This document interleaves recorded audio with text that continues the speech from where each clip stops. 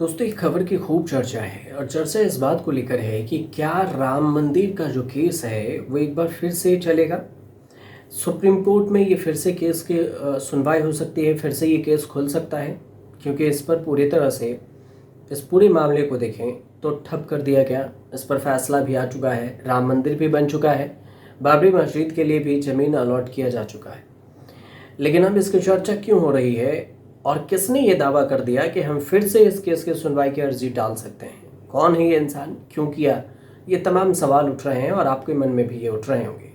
तो इस सवाल को समझने के पहले आपको बता दें कि जो 5 जजों की बेंच थी जो इस पूरे फैसले की सुनवाई की थी, उसमें एक जज DY चंद्रचूड़ भी थे, जो कि बाद में CJI भी बने और फिर रिटायर्ड भी अब हो गए हैं। लेकिन उन्होंने हाल ही में एक बयान दिया और उनके बयान के बाद इस बात की चर्चा खूब होने लगी कि क्या जो DY चंद्रचूड़ हैं वो उनका जो बयान है वो एक जज के तौर पर सार्वजनिक स्थान पर ऐसे बयान देना उचित है। DY चंद्रचूड़ ने कहा क्या था? एक इंटरव्यू में DY चंद्रचूड़ का कहना था कि बाबरी मस्जिद का निर्माण ही मूल रूप से अपवित्र था। उनका कहना था कि जिस स्थान पर पहले से मस्जिद हो वहां पर मस्जिद बनाना ही अपवित्र था और इसी को लेकर विवाद शुरू हो गया। हालांकि इस पर बाद में ये भी कहे DY चंद्रचूड़ ने कि हमारे बयानों को तोड़ मरोड़ कर पेश किया गया है, उससे पूरा समझा नहीं गया और बिना समझे ही हमारे बयानों को पेश कर दिया गया। लेकिन अब इस पर विवाद शुरू हुआ और फिर चर्चा में आए प्रोफेसर G मोहन गोपाल। तो अब ये जो मंदिर है, क्यों इस मंदिर को लेकर फिर से केस के बात होने लगी? तो DY चंद्रचूड़ के बयान के बाद से ही इस पर बात होने लगी कि क्या इस विवाद को लेकर फिर से सुनवाई हो सकती है। और इसी विवाद को लेकर शुरू एक और हुआ कि प्रोफेसर G मोहन गोपाल ने राम मंदिर पर आए फैसले के खिलाफ याचिका दाखिल करने की बात कही है कि उनका जो फैसला था उस पर हम याचिका दाखिल करेंगे। उन्होंने ये भी कहा है कि DY चंद्रचूड़ के बयान के आधार पर ही क्यूरेटिव पिटीशन दाखिल की जा सकती है सीधे तौर से।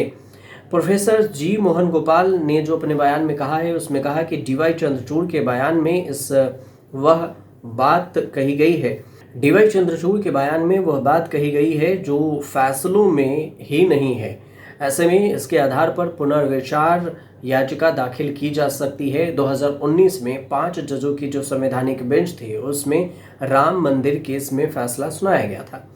इस बेंच में तत्कालीन जो chief justice Ranjan Gogoi, justice SA Bobde, justice DY Chandrachud और जस्टिस अशोक भूषण और जस्टिस अब्दुल नज़ीर भी शामिल थे।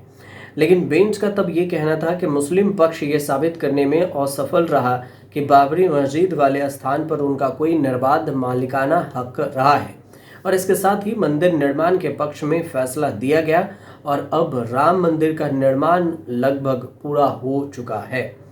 ये बात कही गई थी तब।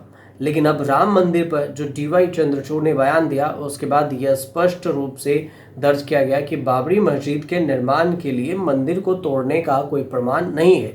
प्रोफेसर G मोहन गोपाल ने चंद्रचूड़ की टिप्पणी के जवाब में कहा है कि अब अयोध्या का फैसला दूषित हो गया और फैसले और बाद की टिप्पणियों के बीच में असंगति के निर्णय में विश्वास कमजोर हो सकता है।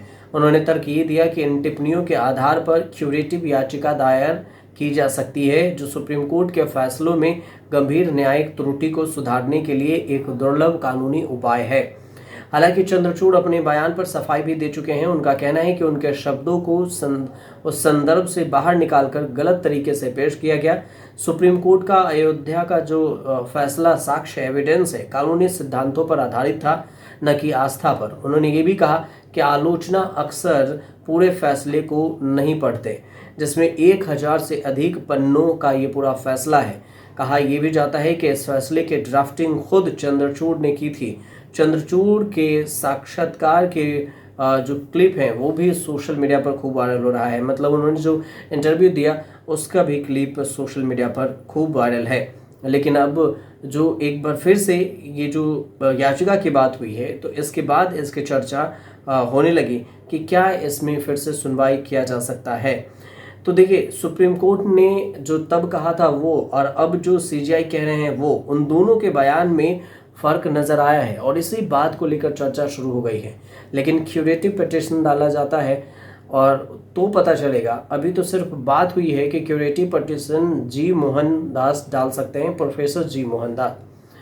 अगर इस पर डाला गया तो हम आपको फिर से कुछ जानकारी बताएंगे अगर निकल कर आएगी तो। अभी जो जानकारी थी वो जानकारी हमने आप तक पहुंचाई। आपको सही लगे तो हमारे चैनल से जुड़िए, सब्सक्राइब कीजिए, शेयर कीजिए, कमेंट जरूर कीजिएगा।